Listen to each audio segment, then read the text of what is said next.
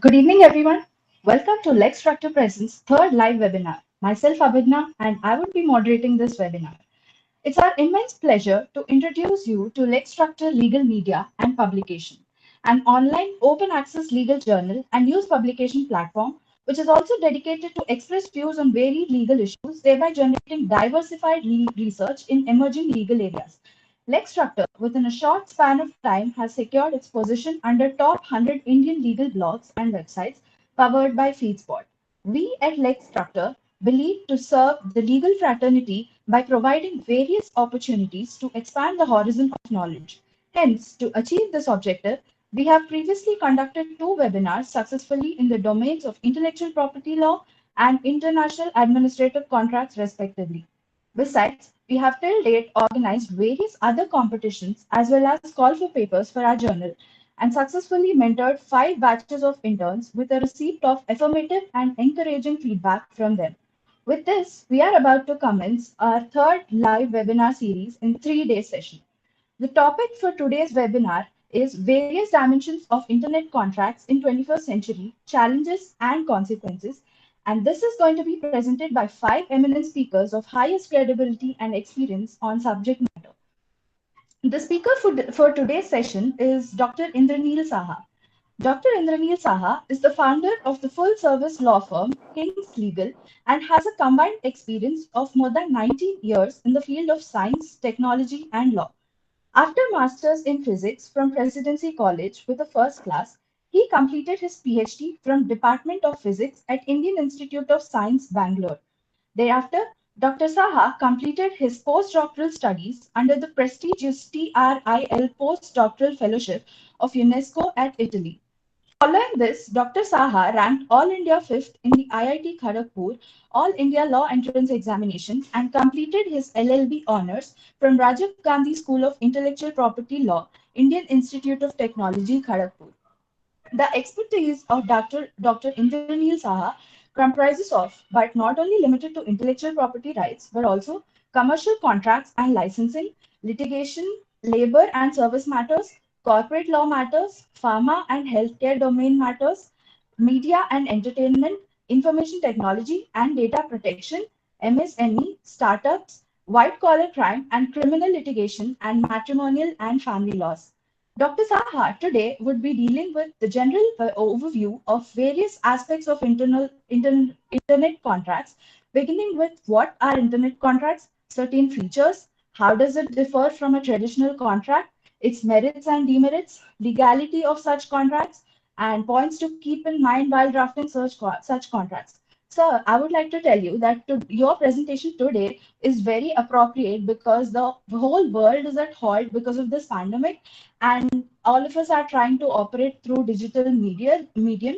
So this presentation would be very useful for us today, sir. So now, without any further overdue, I would like to hand over the mic to the speaker. Welcome, sir. Uh, thank you so much, Abhigna, on behalf of Lexstructor, and for giving me this opportunity to speak on this 3-day webinar series on various aspects of the internet contracts with all the other dignitaries and eminent speakers on the row. And today's talk is basically an overview of various aspects of the internet contracts. Tomorrow we will be dealing with the jurisdictional issues and arbitration issues related to the internet contracts whenever you face a problem with the internet contracts. And day number 3, I believe, we will be looking into the penal provisions and other aspects of internet contracts. So I personally believe that this endeavor by Lexstructor is a very important endeavor because till now I have not seen any other platform which is organizing such a 3-day comprehensive lecture series on an internet contract topic, and I believe this will be helpful for everybody, including me, on this topic, because I also do not know everything. I will be learning from other speakers too, actually. And I think with the kind of participation from the people that we have enrolled in for this lecture, we will also be able to learn a lot regarding the queries and the questions that people are facing, the hurdles that people are facing, and we can all jointly work together for remedies regarding that. So without further talk, let me just start my presentation. Let me just share my presentation window. Sure. Okay. So is the presentation window visible? Can anyone please comment? No, sir, it's not yet. Sir, not yet, sir. Not Not yet. yet, because I have shared.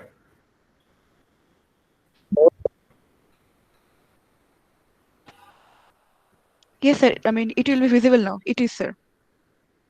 It's visible? Okay. Okay. Okay. What is written on the screen? What is a computer? That is the first slide, right? Is that visible? Yes, sir, it is. Okay, okay, okay, fine. So let's start with today's lecture actually. So as the very name suggests, internet contracts.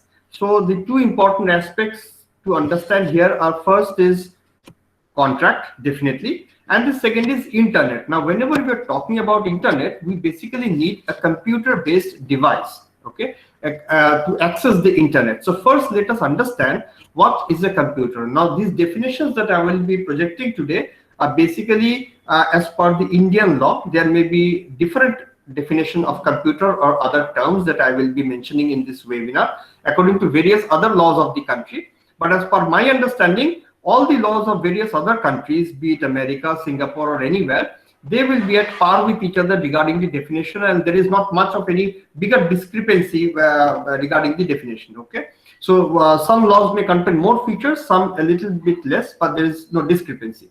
So the law primarily that governs in the internet usage of stuff in India is the Information and Technology Act, which was passed by the which came into force on in the year 2000, and this contains a very important definition of what is a computer, because unless we understand what is a computer, we cannot start internet contracts, because we need a computer. Okay, so let's see what is the basic definition of a computer. And this definition says that computer means any electronic, magnetic, optical, or other high-speed data processing device, or any system which performs logical, arithmetic, and memory functions by manipulations of electronic, magnetic, or optical pulses, and includes the input, output, processing, storage, computer software, or communication facilities which are connected or related to the computer in a computer system or computer network. Now, if we look into the analysis of this definition of computer,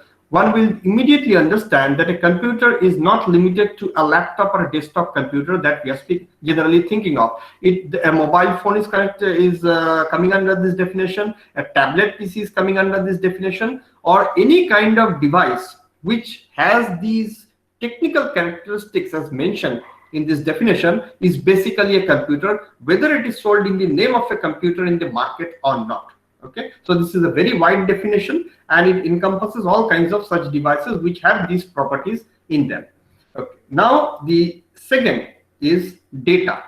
Why do we need to understand data? Because through the internet, basically we are transmitting data. Whatever we process through the internet, be it a comment over a social media website, be it a picture that we are sending, be it an email we are sending, basically everything is transmitted in the form of data. So it is very important to understand what is data. And section 2.0 of the Information Technology Act of India provides a definition to the data. It's a very comprehensive definition, and it says that data means a representation of information, knowledge, facts, concepts, or instructions which are being prepared or have been prepared in a formal manner and is intended to be processed, or is being processed, or has been processed in a computer system or computer network, and maybe in any form, okay, or stored internally in the memory of a computer. So this is a very comprehensive definition of data, and this tallies with all the other kinds of data definitions that you may encounter in other jurisdictions also. So this is what we understand by what data is and what the computer is, because basically the computer is going to process only data. Okay, so whatever contracts we are signing over the internet, which I will be explaining in a bit, everything when we are transmitting over the internet is basically data. Okay, so this is a very comprehensive definition of data. Now, the third most important thing to understand is what is a website, because everything that we do over the internet more or less is basically through a website. Okay, even the apps of various websites which are there in the mobile is also a website within the meaning of website. Okay, it's a very comprehensive kind of thing. Now, unfortunately, the Indian Contract Act or the Information Technology Act does not contain a definitive or any kind of definition of what is a website. Okay, so I have myself prepared this definition of website as per my understanding, looking into various jurisdictions and various kinds of definitions by various information technology companies and other presentations of people of eminent character. And to me, website includes and comprises collectively of the following. There cannot be a comprehensive, a bounded definition of a website, because the technology is increasing day by day. So it can only be something which can be comprising of or including of. I cannot use consisting of, because the moment I use the word consisting of, I limit my definition. Okay, and I do not allow for the upgrading of technology. So I have used includes or comprises collectively of the following. What are the following things? The whole or any part of the web pages which are forming the website, the layout of your website, the individual elements of the website's design, underlying code elements of the website, whether you have used HTML code or whether you have used Python or any other coding element for making your website, the text, sound, graphics, animated elements, or any other content of the website, and associated mobile phone applications, which are apps. So all these collectively is called a website. So just because you are accessing a certain information through an app does not mean that you are not accessing the website. It is legally understood that you are accessing the website itself, because the app functions in a similar manner and connects you to the same kind of server with which the main website of that company or whatever you are dealing with is connecting you. Okay, so app will fall within the meaning of a website actually. Now that we have understood and little bit touched upon what is a website, what is a computer, what is the data, I do not need to say what is the internet. Actually, everybody knows that. Now the question is, what is e-commerce, and why are we dealing with e-commerce here? Why have I pasted this slide? Because the prime role of internet contracts in the 21st century is basically business. It's a business tool, business platform, and it is used in a very, very lucid manner and in a very convenient manner, other than the traditional methods of for performing and getting into contracts. And one of the prime areas in which internet contracts is used is e-commerce. It's basically business, starting from buying a flight ticket to buying anything over the Amazon or the Flipkart counter, or start trying to build your own company in the form of private limited company, going into the Ministry of Corporate Affairs website for registering of your company. Everything is more or less, you would find that it is connected to somehow or the other to business. So let's understand what is e-commerce. Now also there is no definition of e-commerce, concrete comprehensive definition of e-commerce which I could find anywhere in any of the statutes in India, neither in anywhere in the world as such. It has not come to my knowledge. If anyone has a knowledge, they may share actually.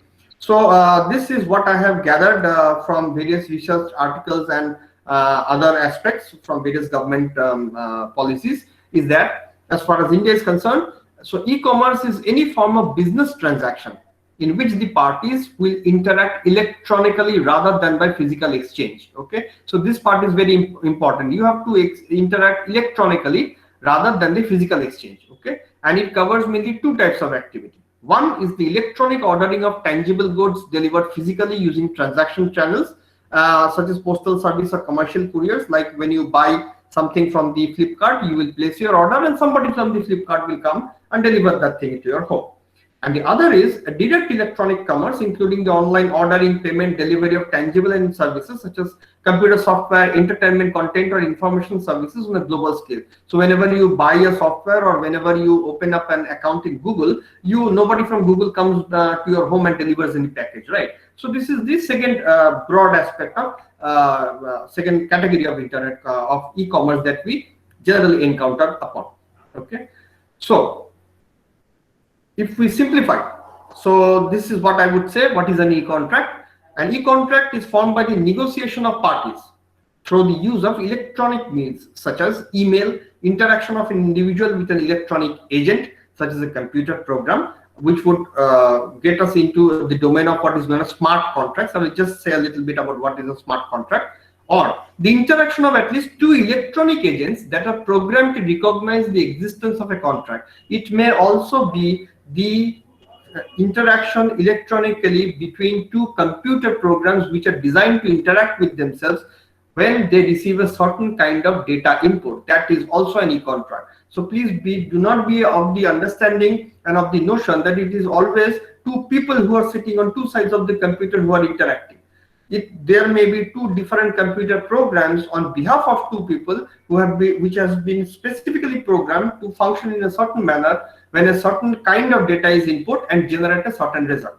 That will also be covered under e-contracts, which is also a part of the smart contracts system under the e-contracts. Okay, so now in India, if you are trying to do an e-contract, what are the primary laws that you will be subjected to? The first is definitely the Indian Contract Act 1872.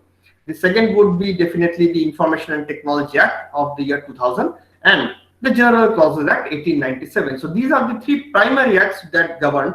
Then depending on the domain you are working, there are other laws in that domain that may come into effect, but these three laws are generally always applicable when you make an e-contract. Okay. Now, the question is, what are the ingredients of a valid e-contract? Okay. Now, e-contract is governed by the same rules of contract that are governed by the Indian Contract Act in case of physical contracts that we make, but there are certain subtle differences. And the most important difference, which is not subtle, of course, is that such offer, acceptance, proposal, everything, performance is done over the internet. Okay, it is not done physically. The moment you get into physical interaction and physical signing of documents, it will no longer be regarded as an e-contract to that extent, actually. Okay, and so the valid ingredients of a valid e-contract is that there must be an offer or a proposal followed by an acceptance. There has to be a valid consideration, and this consideration has to be for a lawful object. You cannot have a contract, for killing people. So that is an unlawful object. There should not be any fraud, misrepresentation, coercion involved between the parties signing the contracts. There has to be concerted meeting of minds between the parties, meaning both the parties or number of parties which are a party to that contract. Everybody should understand the meaning of the terms in the same sense, in the same way. This is the meaning of concerted meeting of minds. So one party should not have a different interpretation of a certain aspect of the contract than the other party. Everybody has to understand the same thing in the same way. Only then this is then the consent that is given by the parties is called a free consent and is a valid consent. Okay, otherwise it will be hit by the notion of free consent. And definitely when you enter into such an agreement, only when it is legally enforceable, it becomes a contract. And as I said, this whole 1 to 7 aspect should be through electronic means using the internet. Then it becomes a e-contract actually. Okay, so domain wise, there are definition and characterization of e-contracts. Primarily, as I said, it is mainly used for business purposes. There are also other purposes for which e-contracts are used. Now, when I say business purposes, there can be various businesses. Okay, so number one would be a business to business. You could have a business to consumer. You could have a consumer to business, consumer to consumer, or sometimes you may be interacting or getting into a contract with a government agency, which does not fall under the categories of 1 to 4. Okay, so that will be category number 5. So let us see in very brief what kind of aspects are involved in B2B businesses. Okay, so what are B2B businesses? This kind of business arrangement is seen in case of various FMCG, which is like fast moving consumer good companies who are connected with their franchises through the internet, and a varied range of transactions including reports of stock, sale, purchase orders and other shipping details can be transacted through the internet contracts. For example, Cafe Coffee Day. Now, Cafe Coffee Day has various franchises all over India. Okay, let's take India. Now, every franchisee of Cafe Coffee Day does not physically send all data to the Cafe Coffee Day head office, marketing head office actually. Okay, they will send everything through the internet, and they will have an internet contract that per month you will be sending us all received vouchers and everything that has been transacted, and then our tax team and our corporate team will look into it, and we will get into the analysis of that data. So everything being done over the internet would consider an e-contract under the B2B business platform. Okay, so this is just one example. The second would be business to consumer. This is where most of us are involved. We have a business entity and then we are the consumers, like Flipkart, Amazon, Myntra. When we buy stuff from all these websites, that is basically we are entering into a contract of a B2C nature.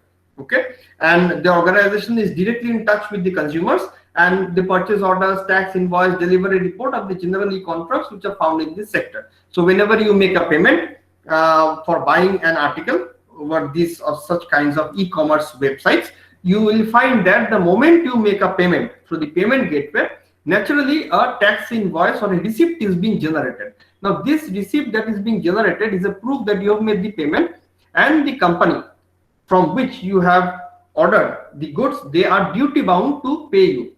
However, before accepting the terms and conditions, okay, before making the payment, there is a small window of terms and conditions which most of the people don't read, which I will deal with. What are those terms and conditions? What are those privacy policies, which is very, very essential to be read by a person who is making such a payment or entering into such contracts, because otherwise if you do not read that, next tomorrow you may be repenting that why you made that payment and you did not know such a thing, but everything was written there actually. So please take a time to read those terms and conditions and privacy policy agreements and stuff like that. So here I said the moment I make a payment, automatically a receipt or tax invoice or something is generated. Okay, this is an example of a very small domain within the internet contract called smart contract. Now this tax receipt or invoice that is generated is not generated by any person who receives your payment and generates it. It is generated by an automated program which is programmed in such a way that whenever this payment gateway is made and this payment is made, the information supplied by the customer would be fed into the program by the customer itself, and it would generate a tax receipt. So this is an example of a smart contract. Okay, so in a way, actually smart contract, in one of the ends of the smart contract is always a computer program. It is not a person sitting. Okay, so one end may be a person or a computer, but the other end is definitely a computer having a program which does an automatic work when certain kinds of data is fed into it, and it generates a certain kind of result depending on that data. Okay, so this is an example of a smart contract.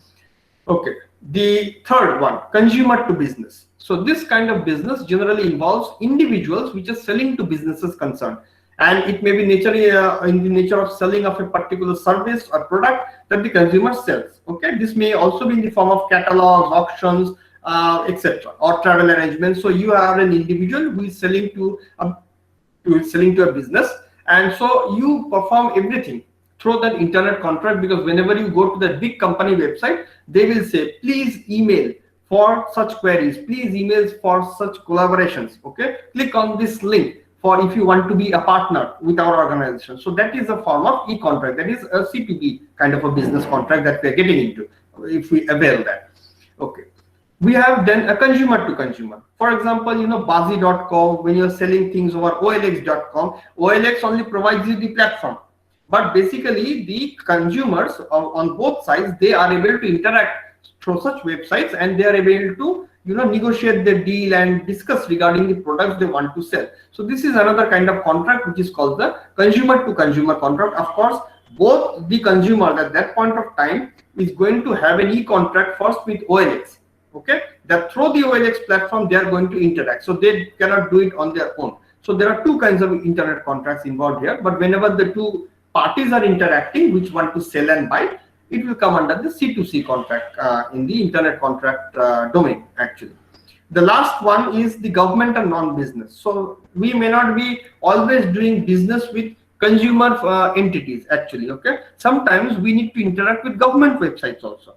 Okay, for example, you want to apply for Aadhaar card, you want to change your Aadhaar card details, you want to apply for PAN card, you want to apply for driving license. So everything is now online. There you are not doing a business as such. So such contracts are also governed by e-contracts, but they are between the government and non-business entities. Okay, so this is the last category of e-contracts that we generally encounter in the market. So there are generally 5 categories of e-contracts. Okay, now the question is, how will I create an e-contract? Okay, so there are basically 2 methods of creating e-contract. The first is using an email. Please understand that when you use an email also, you are basically using a website. Many people may not be of the notion that I am opening up a website.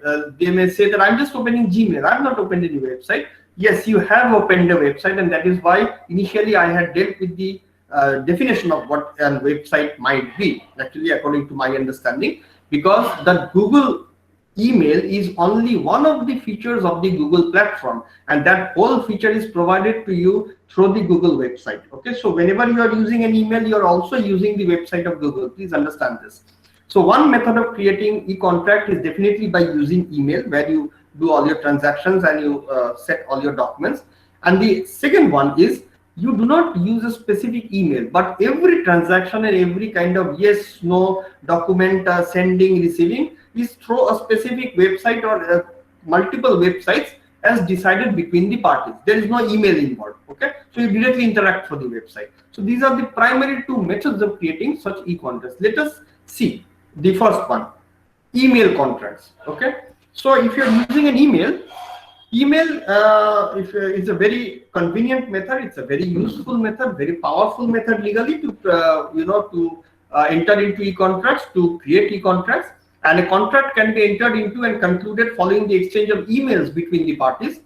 And what should the emails contain? The email should contain the contents of the contract, the fact that it has been concluded. That means all those 7 to 8 features that I had mentioned for a valid contract should be concluded and should be entered into through that email. So there has to be proposal, offer, acceptance, consideration, sending of the documents.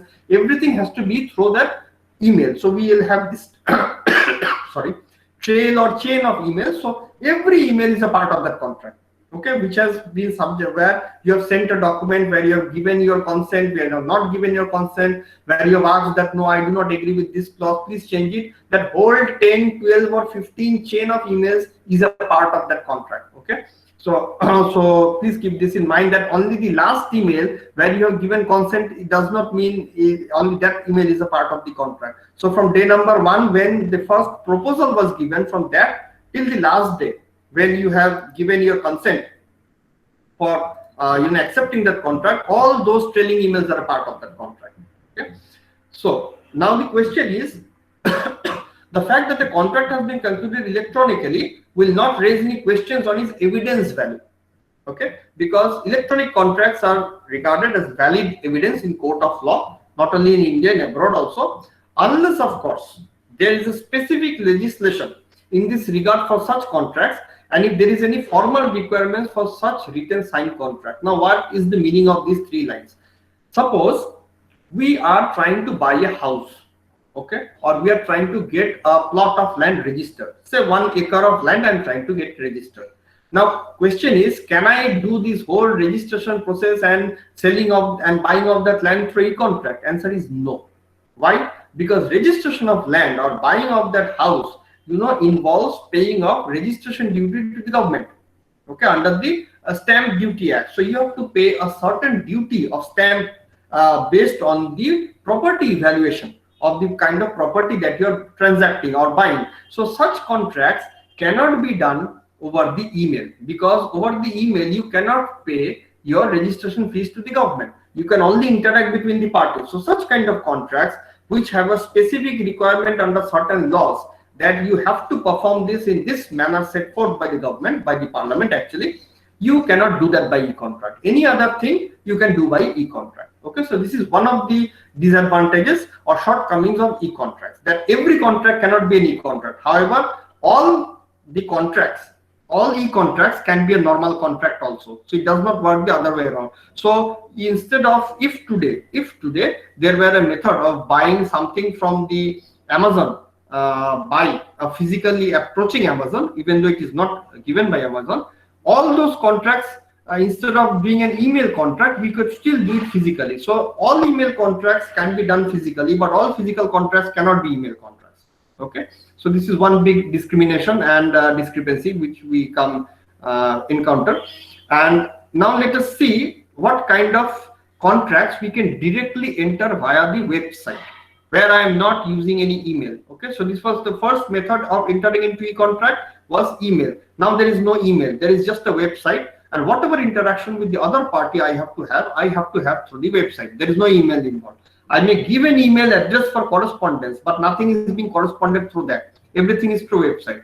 Now, if I only use website, there are various kinds of contracts which come into play. The first of them is called a click wrap contract. Okay, this is a very important contract, and a click wrap contract is mostly found as a part of installation process of software packages, opening of email or user accounts, or while making online payments. Okay, so when you want to open a Gmail account in Google, okay, so once you put your date of birth, data and name, there's got a window which is going to pop up, and it will contain a series of terms and conditions, and below there will be written I agree, I disagree.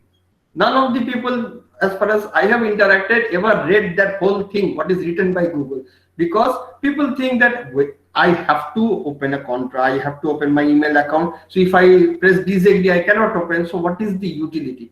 So press I agree, but that whole thing, below, when I say I agree, I disagree, that is a kind of click grab. That is, you click your acceptance or you click your non-acceptance to that contract.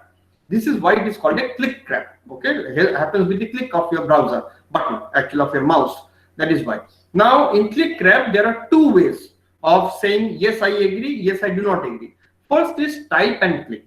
Okay, type and click means in some websites you will find that there is no button called I agree, I disagree. You will have to write I agree or I disagree. You have to type and then click OK, proceed. So that is an example of type and click. And the other method is icon clicking, where those two icons of I agree, I disagree are there. You click any one of them to let the other party know that whether you are agreeing to the terms and conditions or you are not agreeing to the terms and conditions. So this is an example of click wrap contract. Okay. So generally included provisions in click wrap contracts is you will have a notice of agreement clause, there will be a title retention clause, exclusive use clause that you will, for example, in email, that you are the sole authorization authority of your email and you will bear responsibility for email. Google will not take any responsibility if you are doing anything which is abusive, and stuff like this would be written. License clause would be there, that this license that Google is allowing you to open a Gmail account of say 3 GB data, this is not an exclusive license. That is, you are not the only person in the world who is having such a license. There are other users also, and then you should not do any anti-reverse engineering with the Google code and stuff like this. Generally, it would be a collection of all these clauses, and these are just examples which I'm giving. Now, the problem and disadvantage, biggest disadvantage, which I should say, with such click wrap contracts is that the person who is given this offer from Google or from Amazon or from anybody, that person does not have even the legal authority and the right to change even one comma or semicolon of that contract. Either you take it or you leave it. Okay, because generally we know that in a contract both the parties come into negotiation and both the parties have a say that okay, I am not agreeable with this clause or that clause or whatever. Here you just cannot do anything. So the company says, see, this is our term and condition. You want the product, you want to use our email, you want to use Flipkart, take it. Say I agree. If you are not happy, go. We do not care about you. So either it is take it or leave it, which is a big disadvantage here. So okay. Now the second form of contract is browse wrap contract. What is browse wrap contract? Now browse wrap contract does not happen with click of a button. That is why it is not called click wrap. What is browse wrap is that whenever you will open a website, say any website, open any website, say Amazon, Flipkart, Google, or anything, Microsoft, or any website, at the bottom of the website, I do not know how many people have noticed, there are a lot of things which are written, like privacy policy, terms and condition, okay, then you have the public policy. All these things are written there in the form of a hyperlink thread. You have to click them and see. Other things are also written, like where is the corporate office, what is the feedback, please contact. Apart from these, all these are also written, privacy policy, terms and contract. Those contracts are called browse wrap contracts. Now, why is it called browse wrap? This is because legally it is accepted that once you have gone through the website of Google, Amazon, Flipkart, or whatever, you are supposed to click on those links and read what is written there. And you have accepted the terms and conditions which are written in those hyperlinks, and only then you are browsing and using that website. Okay, you cannot take a plea, I did not know that such a thing is being done by Amazon or Google, because when I opened my contract, it was not written. Then they will say you did not read the things which are written down, which is the privacy policy, the terms and conditions, you're supposed to know them because it is given in the browser in the first page, not only in first page, in every page at the bottom of the page it is given. So it is your duty to go and read those terms and conditions and understand that how the website is going to function with respect to you and what are the things that you can do with the website.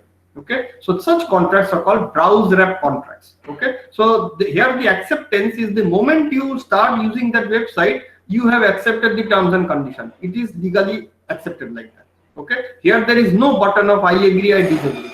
Okay, okay. Now examples are, what are the kinds of browse wrap contracts? The examples are like the things that are written in the bottom of a website. You will have privacy policy, terms of use, terms and conditions apply, end user license, data policy, confidentiality, fair use policy, cookie policy. Many people have seen, thing pops up on your window that this website use cookies for better performance of the website. Please tell us whether you agree to the cookie policy or not. Okay, so all community standards, like Facebook has community standards. So all these are examples of browse wrap contracts. That is the moment you have started using that specific website, you have accepted to all these contracts there. You have given your consent. Okay, so here also the disadvantage is that you cannot change any terms and conditions of this contract. Either you take it or leave it. Okay, so you have to follow what they have said. And in many contracts, it will be written that they will be able to change the contract from time to time based on the need of the company. So you will have to keep yourself updated. It is not the the responsibility of Google or Facebook to update you like that. They will just place the updated material, and you have to from time to time keep on reviewing what their updated policy is. Okay, so these are examples of browse wrap contracts. Now third is shrink wrap contract. Now shrink meaning something is shrinking. What is shrinking? Basically a plastic wrap is shrinking here. This was the original idea of shrink wrap contract. This shrink wrap contract primarily was intended for software agreements. Actually, if you go to the market actually and you want to buy a Windows 10 CD, original Windows 10 CD, so that Windows 10 CD will come in a plastic wrapped case. And the moment you tear that plastic wrap, you have agreed to the terms and conditions of using that Windows CD. This is an example of a shrink wrap contract. However, you cannot go back and say that no, before tearing the plastic, I did not know what was written inside. That is your choice. Either you tear it and accept the contract, or you say that no, I will not buy that Windows CD because I cannot see what is inside that. So choice is up to the user. But the moment you tear that plastic wrap, that it shrinks and you have accepted the terms and conditions of Windows. So this is an example of a shrink wrap contract actually. Okay, so the usual clauses that are used are prohibiting, if you take that Windows CD or whatever, you will find that inside it is written that you are prohibited from unauthorized creation of copies of this contract of this CD. You are not allowed to use rentals of this product, and you cannot buy this CD and start renting your Windows 10 software to people. You cannot reverse engineer or modify that Windows CD.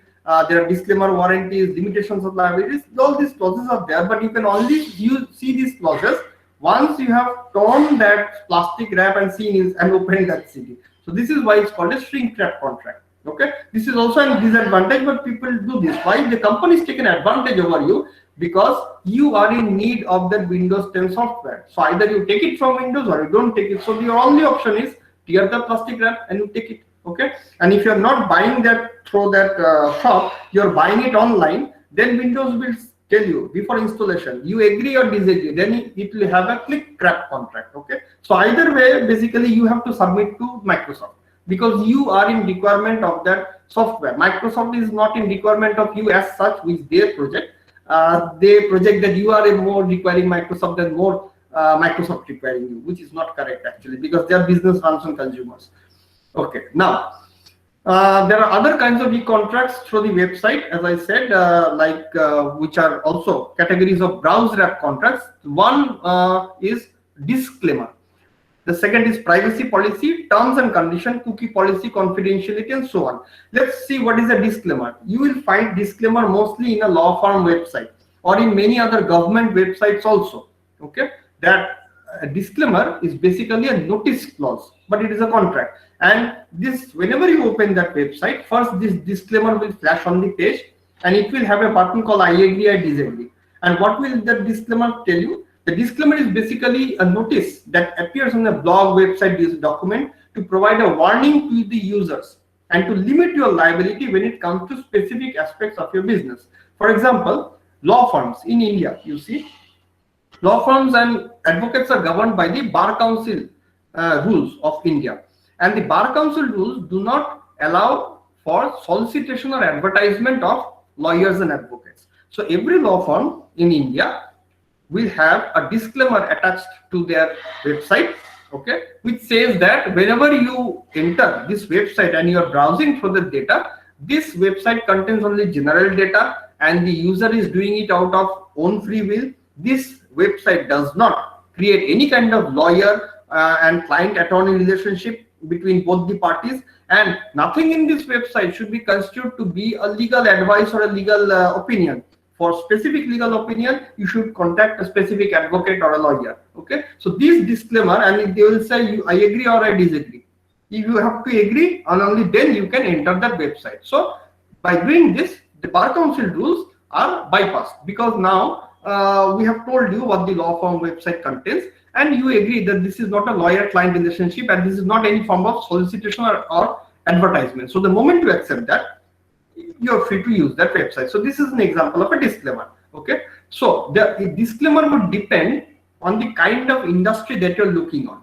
Okay, so there, if you're going into a cassette industry, there would be a copyright disclaimer. If you're going into affiliates of various branches of a company, then there would be an affiliate disclaimer. There could be a fair use disclaimer. Generally, you know, in movies, you will get at the starting of the movie, they will give a disclaimer that the movie contains only hypothetical facts, and any connection to anybody living or dead is purely coincidental in matter, and so and so. That is a disclaimer. And nowadays the disclaimer is getting more enlarged because of more of copyright facts that are included. So disclaimer, the thing you have to note is that you have to place that disclaimer at the first instance the user opens your website or opens your app. You cannot place it in page 3, 4 like that. Okay, so it has to be placed in the first instance, and then the user has to say I agree or I disagree, and only then they can proceed inside that website. So this is the use of a disclaimer. Okay, so I've already told you, I do not need to go through this slide, because I've told you how a disclaimer would function for example of a law firm industry. Now, privacy policy, the two most important agreements that you will find in a browser app contract in a website. Whenever you see any website from today, you will see that it will, whether it contains a disclaimer or not, it will definitely contain two things. One is the privacy policy, the other is terms of use or terms of condition. Terms of use and terms of condition are the same. So let us see what is privacy policy. Okay, and I request everybody to read these two browser app contracts before you put in your any personal data, from your credit card to your date of birth to your bank account to PAN card. Please read these two contracts, because everything that the website can do is written there, and everything that you are allowed to do is also written there. Okay, so we need to know how we are functioning with respect to that website, and what kind of legal aspects are involved. So what is a privacy policy? So this is a type of agreement for those who use or collect any personal data on websites or mobile applications. So it lets the website visitors know that there might be data which is stored and used, and simply put, it is a document that describes in detail what personal information the website will collect when you are browsing through the website. Many websites you will see contains a contact us form, or it says please give a feedback form. You know, and in that you have to write your name, address, email, mobile number, and they'll say write your feedback or write what is your problem within 150 or 200 words. Now this data that you have input through that contact us form, input form, that is your personal data, right? Your mobile number, your email, your name, your address is personal data. Now you have the right to know that how this data will be used, how it will be stored, and where will it be stored actually. Okay, and how the company or the website is going to use that data for its own purpose. Is it going to sell that data? Is it going to keep it only for itself? Is it going to give that data to the government for any purpose? Is it going to give it to police? You have the right to know. Okay, so everything, including your IP address, whenever you browse through a website, your IP address is actually noted. This is how cyber crimes get caught. Okay, people might think that, okay, I am using this, I have created a fake account, so nobody will be able to trace me. That is not so. Every computer has an IP account, and through that IP account, the police catches people who do all sorts of things, even if you have a fake account. Okay, so it could be it's a very close-knit system. And so privacy policy, if I can say, okay, in a gist is that it will tell you, the contract will tell you, the agreement will tell you that what kind of information will be collected in the website, the purpose for collecting such information by the website, okay, then how you will give your information, how the information given by you will be protected by the website, and you also would be given an option to deny information collection. Okay, you have information. So basically privacy policy, if you understand it correctly, it is an agreement which tells the user that, see, this is how we are going to process your data, we are going to track you, we are going to monitor you. If you give a data, this is how we are going to process you. So before giving a data, please read the privacy policy as to how that data is being used by the website. Okay, the next one is called terms and conditions. Now this is a little bit different, or terms of use. Generally they are used interchangeably by the websites, and terms of use will basically tell you how you should behave with the website. Okay, so how the website will behave with you once you input the data is the privacy policy. Okay, but what the document that sets out the rules, guidelines, requirements that the users must agree to be able to use the services and the website of that company or that organization is set out in terms and conditions. So you cannot be doing phishing, you cannot be doing, hacking, ethical, non-ethical, or whatever it is. You cannot change the code, you cannot link that website to any other website, and all these things that you can and cannot do with the website, and the services provided by the website are listed in terms and conditions. And privacy policy is whenever you input your private data, how the data is going to be stored, processed, used, whatever is the privacy policy. So these two are examples of browse wrap contracts which are there in more or less every kind of e-commerce and good websites which are doing transaction, business, government, whatever. After this talk, if you open any good website, at the bottom of that website you will find terms and condition and privacy policy. Okay, so in general you will have, these are the clauses which are generally put under terms and condition. You will have a copyright notice that the copyright of the website or anything will belong to that company, that you cannot download the logo of that company which is given in the website because that is a trademark which belongs to the company. Acceptable license and use, privacy policy. In the privacy policy there is a link which is given in the terms and condition. Warranties, minors, if a minor browses through that website, because there may be certain websites which are not fit for minors.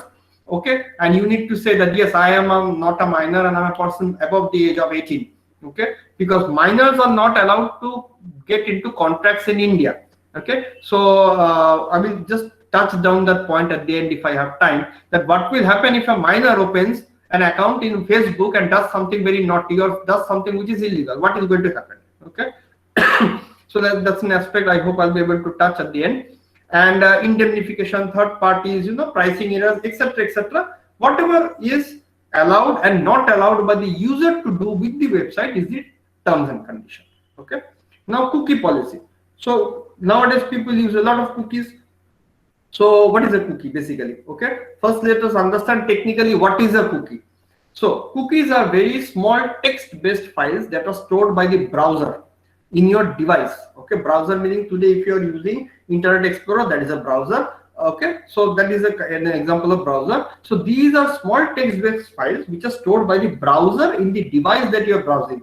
If you are browsing in your iPhone or if you are browsing in your Android phone, that device will contain that the browser that you are using in that device will contain and store the cookies. If you are using your laptop, then the laptop will store and contain the cookies through that browser you are using. Okay, Now, why are these cookies being used? So these small files allow the website to store information such as your preference as well as information concerning your digital IP location, or even information regarding your operating systems and the devices, the screen size that you use.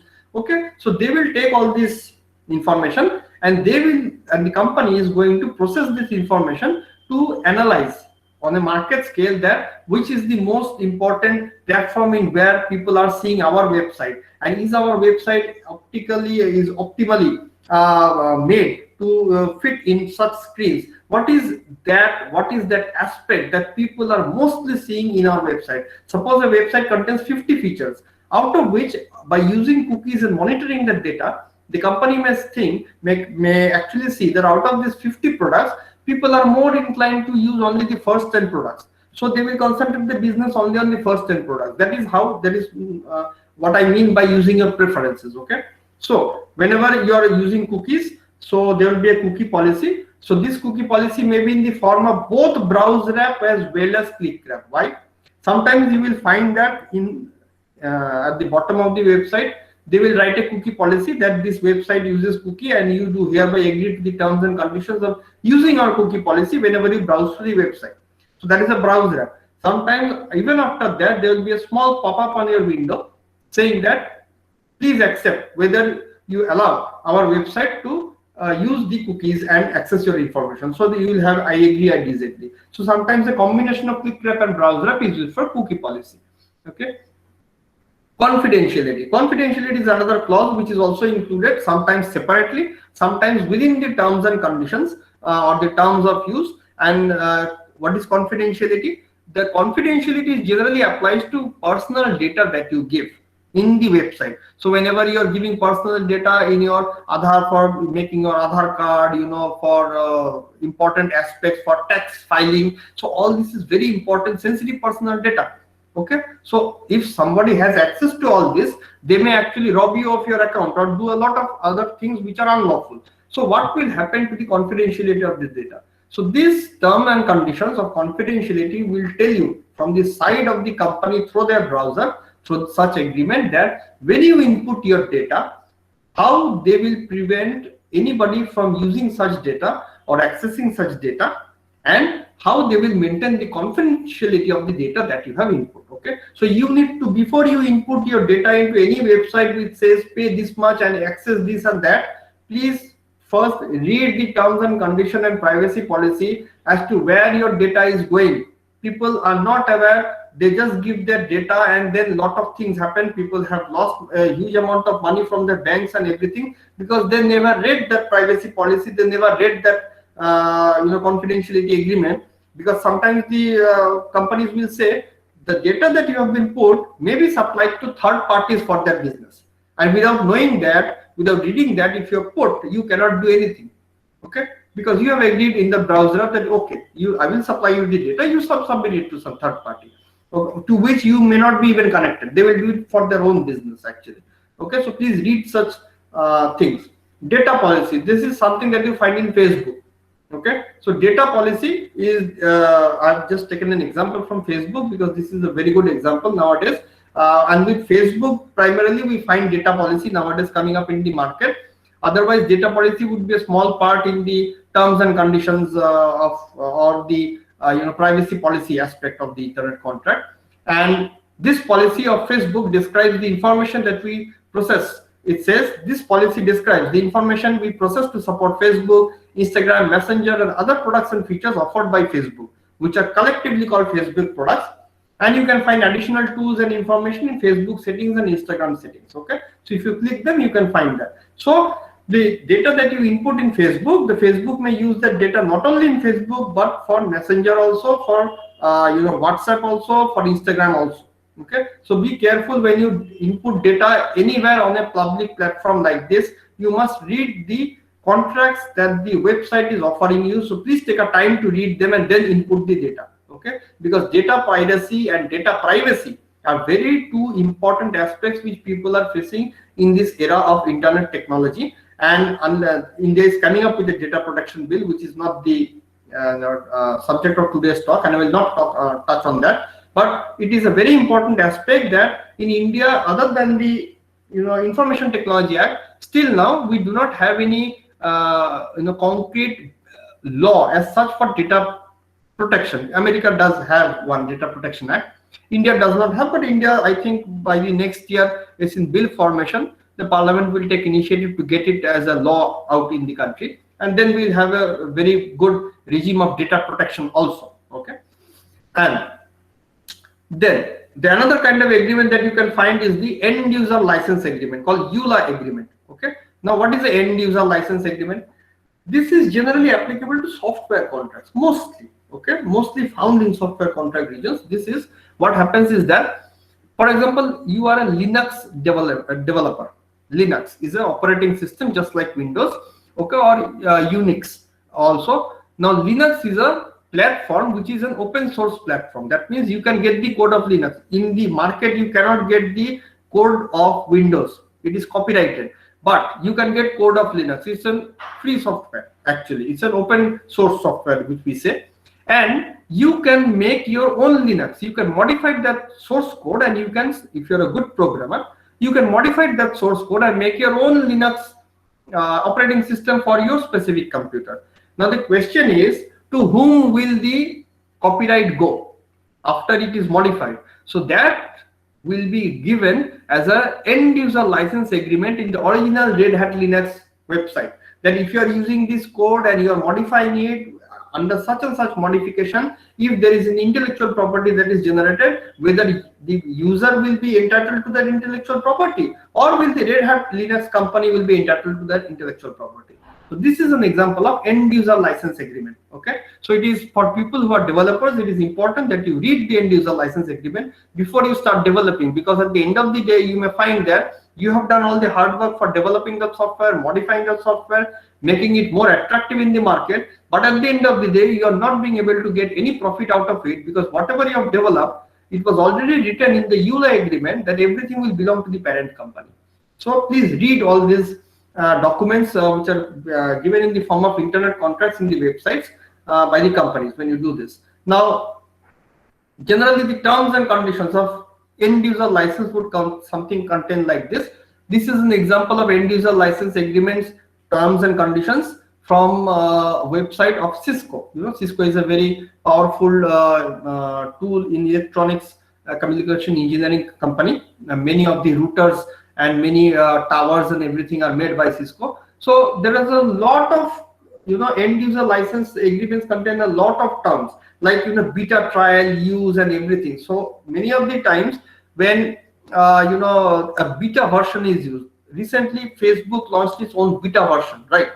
Now in beta version you see that they were continuously taking input data from people, that how they are liking their beta version, whether they are facing any problem or not, and whether they want any change or not. Now depending on all such things, they will come up with a better version, and then finally they will abandon the beta version and launch the beta version as a new version of Facebook. Okay, so this is all in end user license. So even if you are using a beta version, or suppose there is a game programmer, these video games that come over the internet. So before that game is launched in the market, that game will be supplied to many programmers who actually make programs for playing games. And then they will say, no, you need to modify the code here. This code is not working correctly. This feature is not working correctly because your code is not working correctly. Now those people will not have any monetary right in that license of that thing. So everything will be written in that end user license agreement, and the whole thing will be sent to them over the internet actually. Okay. So now, what are the methods of accepting e-contracts? So we have seen what are the kinds of e-contracts, what are the domains of e-contracts, what are the various kinds of e-contracts, how to create e-contracts. Now the question is, how do I accept e-contracts? So there are basically 4 methods till now. The first is by explicit declaration. Okay, through the email. I said email is one of the powerful platforms for e-contracts. And by explicit declaration in the email that yes, I do hereby agree to the terms and conditions set forth in the agreement dated so and so, or whatever. This is an explicit declaration valid under law, generally used in email contracts. So this is number 1.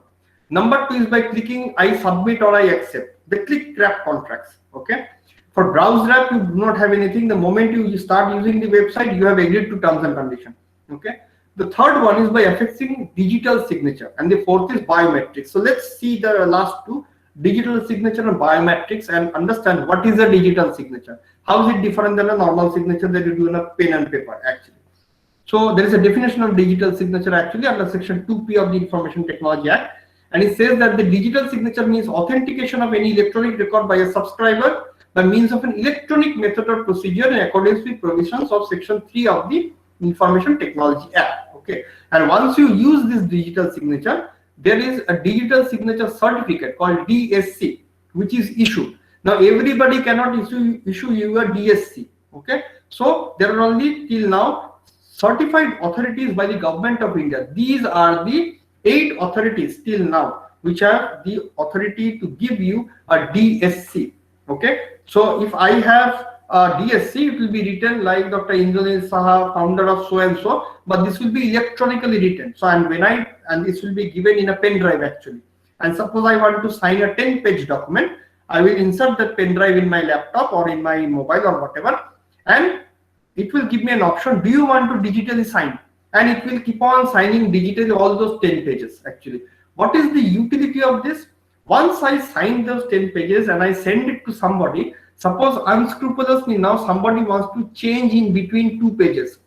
They have changed something. The moment they change those 2 pages by cut, paste or whatever, those pages will no more contain my digital signature. So this is one of the biggest methods and best methods of authentication, that yes, these are the pages, these are the terms and conditions to which I have accepted because I have put my digital signature there. If you open any PDF, on the toolbar on top, there will be a small option which is called verify digital signatures or digital signatures. So if that specific PDF contains a digital signature, you click on that button, it will show what is the digital signature and to whom or which authority or which person this document actually belongs. Okay, so this is the very big utility of digital signatures. The last is biometrics. Biometrics we frequently use, giving your fingerprint, giving your retina scan. These are also ways of accepting contracts actually, because let me tell you about biometrics. There are 3 kinds of 2-3 kinds of biometrics here. So bio basically refers to biology, and metrics means markers or indicators, and a system of measurement is metrics. So you will use biological data. It may be pure biological data like DNA, or it may be behavioral data of a person related to biology, since we are human beings, and you will analyze the data through a system of measurement and give a result. So this is called biometrics. Okay, now biometrics will take into consideration physical characteristics also, then which may be used to identify individuals. For example, fingerprint mapping, facial recognition, retina scans. These are all forms of biometric technology. Okay, so whenever you want to enter a facility or you are entering a certain government offices, they will say please put fingerprint, please give retina scan. They are not asking you for any digital signature. Okay, they will say do this. So this is where you say that yes, this is my signature, I am the person who is authenticating, and I am accepting the terms and conditions for entry to your office or signing whatever it is. So this is another form of accepting or putting your mark on a document electronically, saying that yes, I accept it. Okay, so now the last part is evidence value. Okay, now what is the evidence value of e-contracts? Because after we have done contracts and I said that it is governed by the same laws of Indian Contract Act, but there are certain kinds of contracts which cannot be done over the internet. However, everything that can be done over the internet more or less can be done over the pen and paper also. So if now today you are facing a problem with evidence value, so you have faced a problem, what is the evidence value? Now after the introduction of the Information Technology Act, the Indian Evidence Act was amended, and section 65B, there's a section which was inserted into the Indian Evidence Act, and as per this section actually the electronic documents, okay, the electronic information data that you send will be considered to be a document. Okay, so this is specifically written that now all this data, this is why I encountered upon the definition of data in the first 2-3 slides, because the document that you will be generating over the electronic media is basically data. So all those data is now will be considered to be a document under the Indian Evidence Act. And the question is, how will you give the authentication of this value? So suppose today I have to give the police or somebody, all these aspects will be dealt in a greater detail in day number 3, definitely by the speakers. I'll just touch down this point and I'll finish. And so the thing is, under section 65B2 and 65B4. Now 65B4 is a mandatory requirement under the law to be given by the person. So you can give a certificate of affidavit under section 65B subsection 4 before the court, saying what should the affidavit contain. It should identify the electronic record to which you are trying to give the evidence. It should give the particulars of the device that through which you have collected the data. If it's a mobile phone, you have to give the mobile phone number and all the other technical details by which your mobile phone can be accurately identified as belonging to you. Okay, or if it's a laptop, you have to give all details. And you should also have to give a declaration that during the process when you collected the data which you are trying to give as evidence, your device was working completely properly. So these are the 3 basic declarations that you have to give under an affidavit under section 65B4. And if all these are found to be true, once they have been forensically analyzed, the data that you have given is admissible in the court of law. Okay, it becomes primary evidence. So until it is analyzed by the forensics, it is still in the secondary evidence stage. The moment it is confirmed, it becomes a primary evidence. Okay, just like eyewitness. So that brings us to the end of today's talk. And I have not dealt with the other aspects because they will be dealt with the jurisdiction and arbitration of e-contracts will be dealt by tomorrow by the 2 learned guests as speakers, and the penal provisions and stuff like that. What are the kinds of problems that you may face and what are the remedies will be dealt in the day number 3 of that lecture, which we have on 9th actually. So thank you all for your kind attention.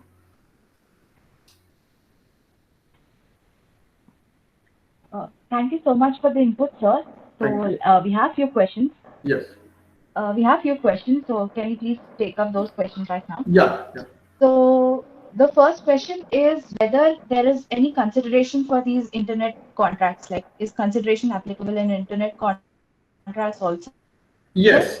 And if so, what are the different forms of consideration that are applicable? See, the considerations which are applicable in the form of normal contracts under the Indian Contract Act, the same are applicable. So the rules of forming a contract under the Indian Contract Act are completely applied in toto with that of the internet contracts. Okay, so there is no difference that if you are doing an internet contract, there cannot be consideration, there cannot be consensus, there cannot be consent. Everything that is applied to normal contract is applied to internet contract. But you cannot have all contracts as internet contracts. That is the thing.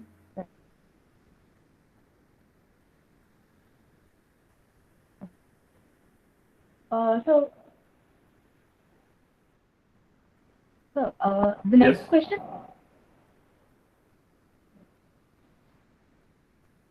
Understood, sir. Thank you. The next question is whether witness signature will be applicable. Witness signature, if it is made in the digital signature form, yes, definitely.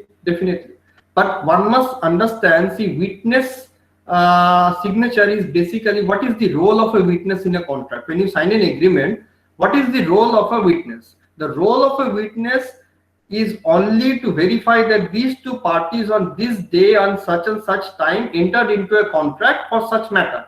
The witness is not liable for knowing or not knowing the details of the contract. Okay, but yes, witness signature will be valid. If it is made through email, definitely it is made valid. But if it is being made through email, then that specific witness will have to send a specific email regarding that matter to the party. And if it is being done through a digital signature platform where there is an option for doing so, yes, it will be valid.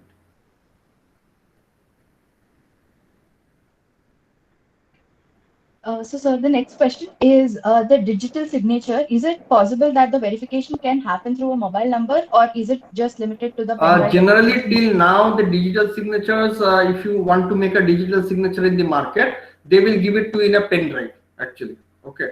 And then you have to insert the pen drive, and an option will pop up that which is the document to which you want to affix your digital signature.